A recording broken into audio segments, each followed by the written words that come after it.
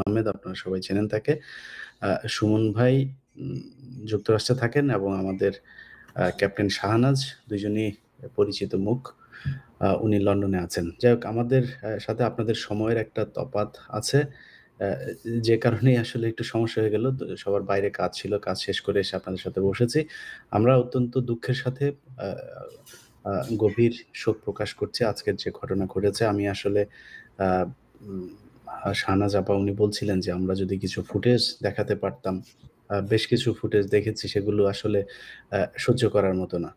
তো আমার মনে হয় এই জিনিসগুলো তাদের বাবা-মারা যত দেখবেন ততই তাদের কাছে খারাপ লাগবে, কষ্ট পাবেন।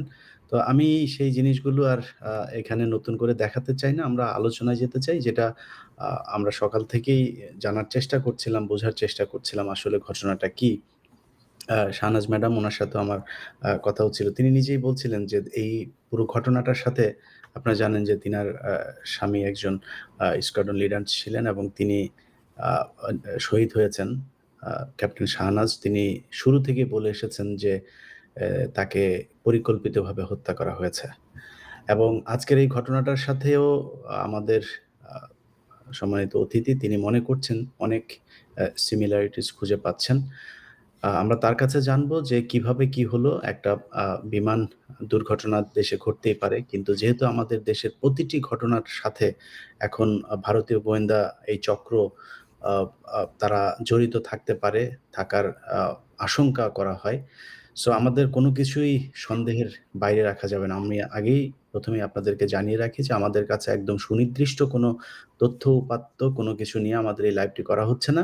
আমরা কিছু প্রশ্ন এখানে করতে চাই, যেগুলো নিয়ে আমরা লাইভের আগেও আলোচনা করছিলাম। সেই প্রশ্নগুলো আমার মনে হয় সরকার যদি গুরুত্ব সহকারে আ বিশ্লেষণ করেন, তদন্ত করে দেখার চেষ্টা করেন, যদি এখানে কোনো ধরনের আ ষড়যন্ত্র থেকে থাকেন সেটা আমার মনে হয় বেরিয়ে আসবে। শাহনাজ আপা আপনাদের আ আ যে কথা আপনি বলছিলেন যে, আজকের যে ঘটনাটি ঘটেছে এখানে কি মনে করেন? আ যদি নাকি দুর্ঘটনা হয়েও থাকে আমরা এই দিকটাই বোধহয় আগে শুরু করি। যে এত পুরাতন একটি যুদ্ধ বিমান যেটার আপনি বলছিলেন যে এটার আ মানে অনেক আধুনিক সুযোগ সুবিধা কিছুই নাই। সেরকম একটা যুদ্ধ বিমান এটা কি আসলেই মানুষকে আ মানে মৃত্যুর মুখে ঠেলে দেওয়ার মতো অবস্থা না?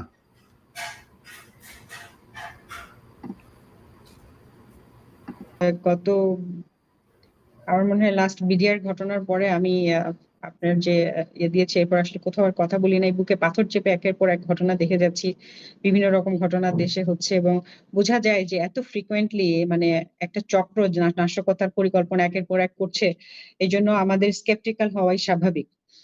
এবং আজকেও সারাটা দিন বুকে পাথর বেঁধেছিলাম। ভাবছিলাম যে এত মানুষ এত কিছু জানে, হ্যাঁ, যারা এটার সাথে যুক্ত বা এই আম ক্র্যাশের কাছে ছিল অথবা অর্গানাইজেশন এর ভিতরে ছিল, তারা তো চুপ করে আছে। তারা তো কোনো কিছু বলছে না। আমি বলার কে? কিন্তু আসলে কি যখন বাচ্চাগুলোর ফুটেজ দেখলাম যে ছোট, ছোট বাচ্চা গায়ে একটু চামড়াটাও তার অবশিষ্ট নাই। সে কাঁদছে, সে হাঁটছে। তখন আমার মনে হয়েছে যে আমাকে আল্লাহ প্রশ্ন করবেন যে তোমরা তোম তোম তোমাদের তো জবান দিয়েছিলাম আমরা। তোমাদের তো আমরা দিয়েছিলাম। প্রশ্ন করার জন্য জবান দিয়েছিলাম। তোমরা প্রশ্ন করোনি কেন? সেই জায়গাটা থেকে আমার নিজেরও একটা বাচ্চা আছে। আসলে খুব খারাপ লেগেছে এবং আমার মনে হয়েছে যে আসলেই মানে খুব গুরুত্বপূর্ণ প্রশ্ন যে এবং যেটা আসলে তদন্তে সাহায্য রাখতে পারে সেই কথাগুলো আমি বলতে চাই।